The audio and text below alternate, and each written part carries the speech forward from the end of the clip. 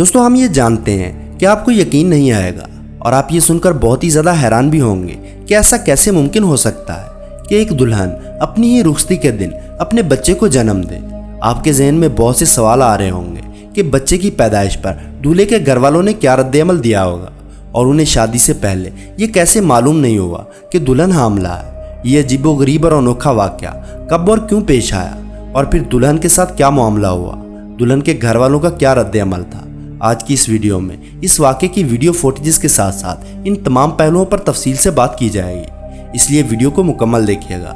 لیکن ویڈیو شروع کرنے سے پہلے نئے آنے والے دوستوں سے گزارش ہے کہ ہمارے چینل کو سبسکرائب کرتے ہوئے ساتھ موجود بیل آئیکن کو دبا دیں۔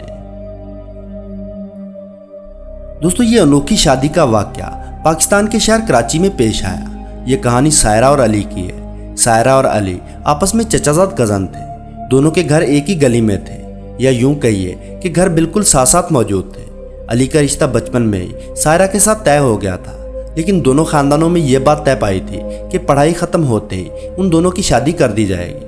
اب دونوں بچے بچپن سے ہی یہ جانتے تھے کہ ہمارا رشتہ ہو چکا ہے اور ہماری پڑھائی ختم ہونے کے بعد ہمیں رشتہ ازدواج میں باندھ دیا جائے گا، اس لیے دونوں میں بچپن سے ہی بہت زیادہ محبت تھی۔ انہوں نے ایک دوسرے کے علاوہ نہ تو کبھی کسی کا سوچا تھا اور نہ ہی کبھی کسی کا خواب دیکھے تھے۔ علی کی بات سائرہ تک اور سائرہ کی بات علی پر آ کر ختم ہو جاتی تھی۔ ایک ایک قدم گن کر اور ایک ایک دن گن کر دونوں نے پڑھائی کے دن گزارے اور آخرکار علی نے انجینئرنگ کر کے ایک اچھی نوکری حاصل کر لی۔ سائرہ چونکہ علی سے 2 سال چھوٹی تھی، اس لیے وہ بھی انگلش میں ماسٹرز کر رہی تھی اور یہ اس کا آخری سال تھا۔ آج سے 2 سال پہلے دونوں کے گھر والوں نے علی کی نوکری کے بعد یہ فیصلہ کیا کہ اب ان کی شادی کر دینی چاہیے۔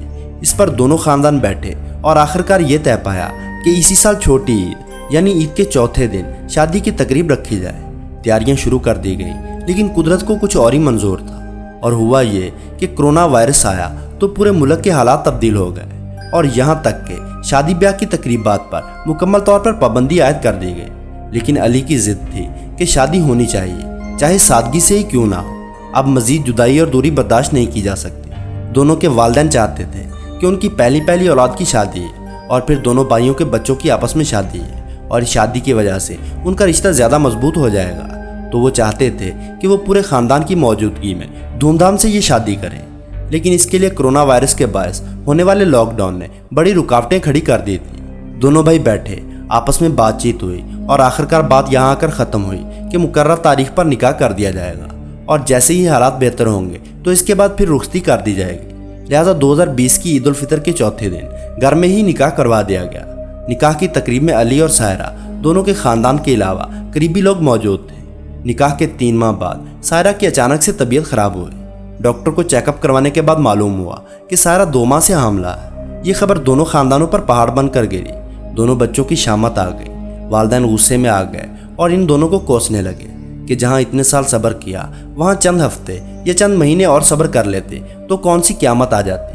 اب پورے خاندان میں ہماری ناک کٹ جائے گی۔ سائرہ کے والد اپنی بیٹی سے بے حد ناراض ہوئے، کیونکہ یہ عمومی بات ہے کہ بیٹی کے والدین کی عزت بہت ہی نازک ہوتی ہے۔ اب لوگوں کو اس بات کا پتہ چلتا تو وہ طرح طرح کی باتیں کرنے لگتے۔ دونوں خاندان کے لوگوں نے سائرہ اور علی پر خوب لعن طعن کی۔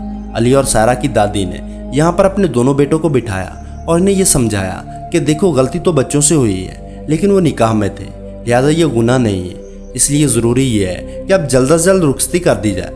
اب معاملہ یہ پیش آنے لگا کہ جو بھی تاریخ طے کی جاتی اس پر کرونا وائرس کی صورتحال مزید شدید ہو جاتی اور ایک بار پھر سے لاک ڈاؤن لگ جاتا اور یوں پھر ان کی رخصتی مزید ڈیلے ہونے لگی۔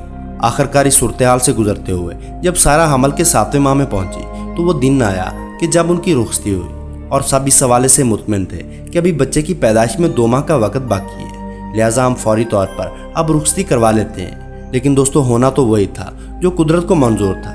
عین رخصتی کے وقت جب سائرہ علی کے ساتھ گاڑی میں بیٹھنے والی تھی تو سائرہ کی طبیعت بگڑنے لگی اور پورے خاندان پر یہ راز عیاں ہو گیا، جس کو سائرہ اور علی کے خاندان کے لوگ اور ان کے گھر والے ابھی فی الحال بتانا نہیں چاہتے تھے۔ سائرہ کو درد شروع ہوا اور اس کی حالت غیر ہونے لگی۔ درد سے سائرہ چیخیں مارنے لگی۔ سائرہ کو دلہن کے لباس میں فوری طور پر ہسپتال لے جایا گیا، اور وہ گاڑی جس میں بیٹھ کر اس کو علی کے گھر جانا تھا، اب سائرہ اسی گاڑی میں بیٹھ کر ہاسپٹل کی جانب جا رہی تھی۔ سائرہ کو دلہن کے لباس میں جب ڈاکٹر نے دیکھا تو وہ بھی حیرت میں مبتلا ہو گئی کہ یہ پہلی دلہن ہوگی جو اپنی شادی کے دن اپنے عروسی لباس میں اپنے بچے کو جنم دینے والی تھی۔ بچے کی جان کو بہت زیادہ خطرہ تھا، لہذا فوری طور پر آپریٹ کیا گیا اور سائرہ شادی کے دن یعنی جب اس کی رخصتی تھی ایک لڑکے کی ماں بن گئی۔ دوستو ایک طرف تو یہ موقع بے حد ہی خوشی کا موقع تھا، لیکن دوسری جانب سائرہ اور علی کے والدین کو خاندان میں شرمندگی کا سامنا کرنا پڑ رہا تھا۔ بچہ چونکہ 7ویں ماہ پیدا ہوا اور اس کی صحت اتنی اچھی نہیں تھی، اس لیے اسے ICU میں رکھا گیا۔ سائرہ اور علی کے ولیمے کی تقریب کو بچے کی پیدائش کی وجہ سے منسوخ کر دیا گیا اور بچہ بالکل ٹھیک ہو کر جب گھر واپس آیا تو ولیمے کی رسم ادا کی گئی۔ دوستو ہمارے خیال میں یہ تاریخ کا پہلا بچہ ہے جس کی پیدائش والدین کی رخصتی کے دوران ہوئی اور پھر اس بچے نے والدین کے ولیمے پر بھی شرکت کی۔ دوستو دنیا ایسے عجیب و غریب اور انوکھے واقعات سے بھری پڑی ہے، کہیں غم کے انوکھے واقعات ہیں اور کہیں خوشیوں کی عجیب داستانیں، لیکن انسان جو بھی کرنا چاہتا ہے یا کرنے کا ارادہ کرتا ہے وہ اسے ایک طریقہ کار اور دنیا کے اصولوں کے مطابق پلان کرتا ہے، لیکن دوسری طرف انسان کے لیے ایک پلاننگ اللہ کی طرف سے ہوتی ہے اور پھر ہوتا وہی ہے جو پروردگار چاہتا ہے۔ بس اتنا یاد رکھیے کہ عزت دینے والی اور ذلت دینے والی ذات صرف اللہ کی ہے، اور جو اس نے طے کر دیا وہ ہر صورت ہو کر رہتا ہے۔